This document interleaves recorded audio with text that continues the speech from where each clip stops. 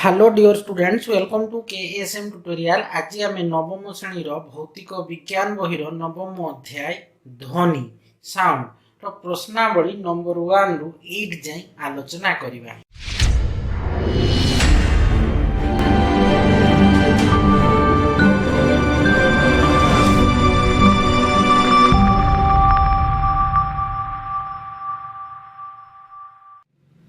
देख ध्वनि प्रश्नावली नंबर 1 रे कौन अच्छी ना ध्वनि क्या कहुए एवं यह किपर सृष्टि हुए ना तार आंसर हो देख ध्वनि हूँ एक प्रकार शक्ति जमी रासायनिक शक्ति आम वैद्युतिक शक्ति यांत्रिक शक्ति है गतीय शक्ति शीतल शक्ति से भाई ध्वनि हूँ कौन गोटे प्रकार शक्ति यह किपर सृष्टि हुए ना ध्वनि सृष्टि हूँ कौन ना विभिन्न वस्तुर कंपन हेतु ध्वनि सृष्टि हुए कि कौन ना विभिन्न वाद्ययंत्रु ध्वनि सृष्टि हुए। ठीक से हीपरी विभिन्न व्यक्ति मध्य कथबार्ता रेडियो टेलीविजन टेलीफोन इत्यादि ध्वनि सृष्टि होता है। देख 2 नंबर अच्छी कौन ना निम्न रे प्रत्येक प्रश्न रे दी जाइथिबा 4 गोटी संभाव्य उत्तर मध्य ठीक उत्तर बाछि लेख।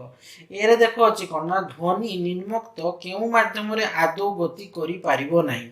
तार आंसर कौन कठिन अच्छी तरल अच्छी गैस अच्छी शून्य तो राइट आंसर हम कौन ना शून्य। मुझे बेसी कनसेप्ट कही ध्वनिटा शून्य माध्यम आदौ गति करि पारिबो नाही। देख बी अच्छी कौन ना हर्स होची डेज हर्स होची कौन ना डेज कही सेकेंड सेकेंड इनवर्स मीटर आ मीटर इनवर्स तो आंसर कौन हम ना सेकेंड इनवर्स आसबो कौन आसबो सेकेंड इनवर्स आंसर आसबो है कि देख केमती आसबो हर्स होची कौन ना सेकेंड इनवर्स। देख आमे जानिचे आवृत्ति है जोटा हम फ्रिक्वेन्सी कहू सेटू आमे कौन सेटू आसी गला एफ कि नहीं माने आवृत्तिर एकक होची कौन हर्स बुझीला कि नहीं तो आवृत्तिर एककटा होची हर्स हमर तो सेटू आमे कौन लिखुते हम आवृत्तिटा को शॉर्ट में कौन लिखुचे एफ लिखुचे कि स्मॉल एफ तो एकक होची हर्स। देखो टीटा हूँ कौन ना आवर्त काल है कि टी आवर्त काल एक कौन जो आम टी कहूचे तार आवर्त काल को सर्ट में कौन लिखुचे टी लिखुचे कि नहीं कैपिटल टी तो आवर्त काल एककटा हूँ कौन ना सेकेंड। देख आवर्त काल एफ समान ये मेन फर्मुला कौन एफ समान 1 विभक्त टी ये आसीगला मेन फर्मुला एफ समान कौन 1 विभक्त टी तो देखो ये टीटा माने कौन टी ना आवर्त काल तो आवर्त काल एककटा कौन सेकेंड कि नहीं ना माने एफ समान आम लिखा कि 1 बाय टीटा जेहेतु आम आवर्त काल एकक टी कहले बुझुचे कौन आवर्त काल तो आवर्त काल एककटा हूँ सेकेंड आमर आवृत्तिर एककटा हूँ कौन आसला हर्स आसला। ठीक से आवर्त काल एककटा हूँ आमर सेकेंड ताने आम जाचे एफ समान 1 बाय टी माने आवृत्ति एवं आवर्त काल मध्य संपर्कटा हूँ कौन ना एफ समान 1 बाय टी तो एफ समान कौन हम ये टीटा आम टी एकक कौन माने आवर्त काल एककटा कौन जेहेतु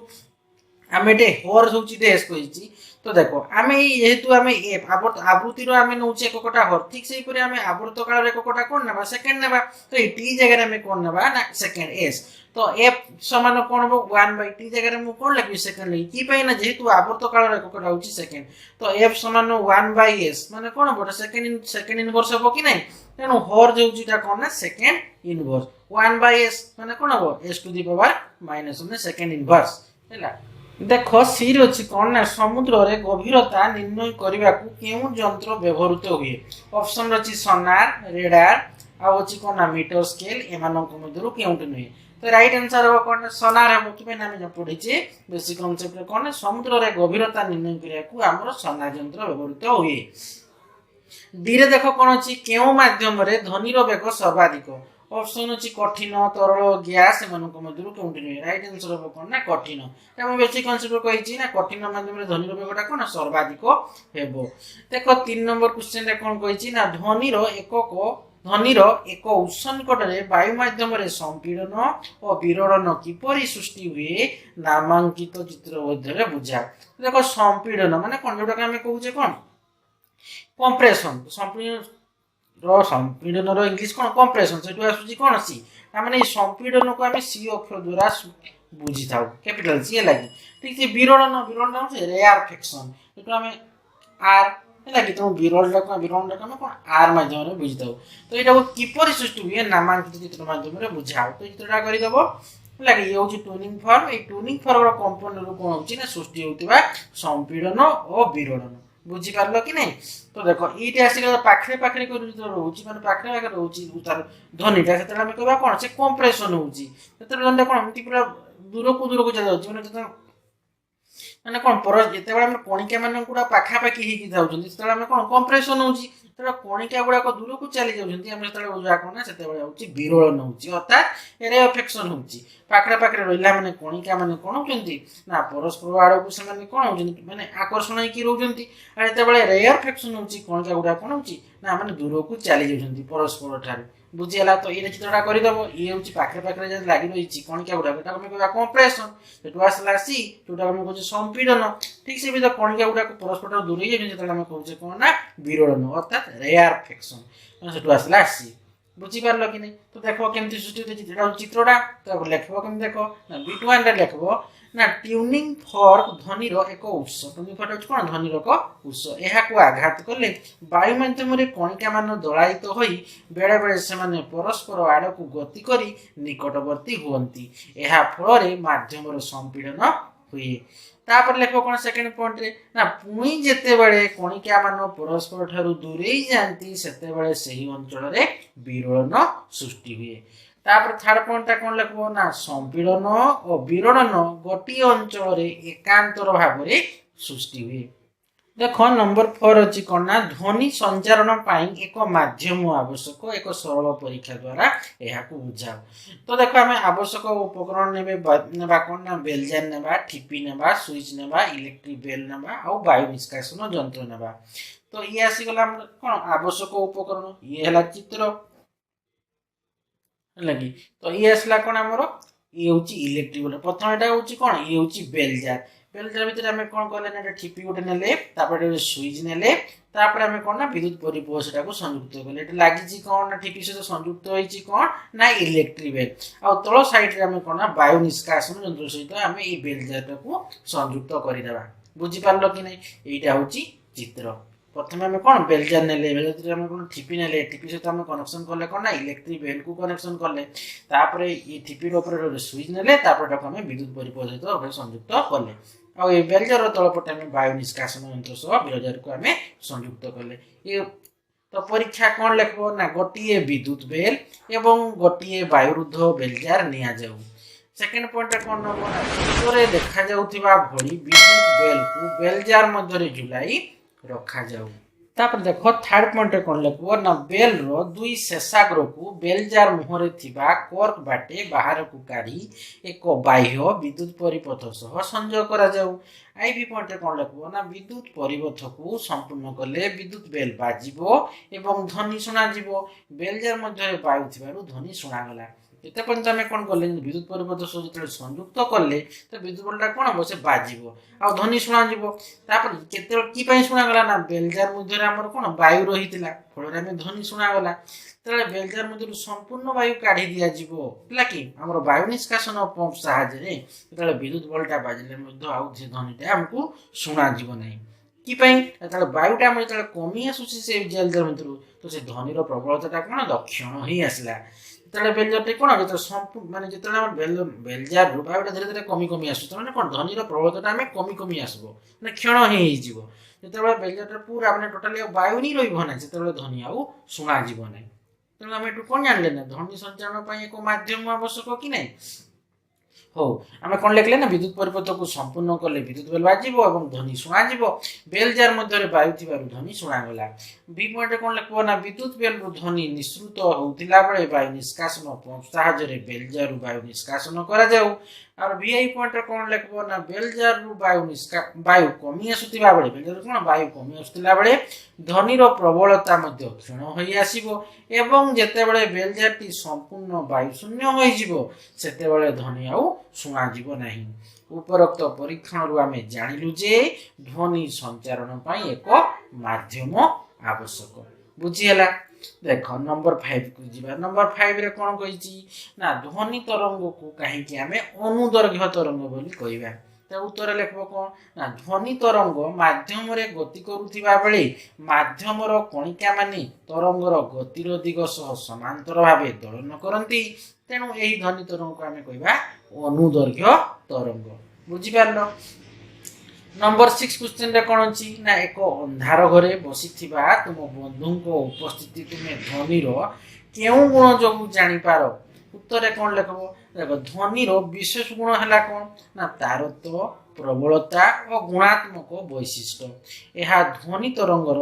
है कि धर्म उपरे कौन ना निर्भर धर्म है धर्म उपरे निर्भर करे बुझीपार कि नहीं जो ध्वनि विशेष गुण है कौन तारत्व प्रबलता और गुणात्मक वैशिष्ट्य तेणु यही तारत्व प्रबलता गुणात्मक वैशिष्ट्य ध्वनि तरंग धर्म उपरे से कौन निर्भरशील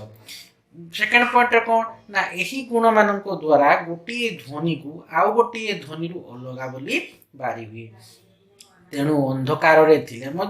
बंधु स्वर आम जापर देख 7 नंबर कौन अच्छी ना विज्ञान सम्मत कारण दर्शाओ एर अच्छी देख एका समय बिजुली और घड़घड़ी सृष्टि होता प्रथम बिजुली देखा जाए एवं ताहार किछि समय पर घड़घड़ी शुणा जाए तो तार कारण आम दर्शाइबा उत्तर कौन लिख देख ना जेहेतु वायु माध्यम आलोकर वेग 3 × 10⁵ किलोमीटर पर सेकेंड और शब्दर वेग 343 मीटर पर सेकेंड तेणु बिजुलीर वेग घड़घड़ी वेग ठारू अधिक होइतिबारु एका समय बिजुली और घड़घड़ी सृष्टि होउतिले मध्य प्रथमे बिजुली देखा जिवो एवं ताहार किछि समय पर जे हमकु घड़घड़ी शुणा जिवो कि पाइना आलोकर वेगटा शब्दर वेगटू कोन बेसी कि आलोकर वेग 3 × 10⁵ किलोमीटर पर सेकेंड ये शब्दर वेगटा हूँ 343 मीटर पर सेकेंड तेणु जो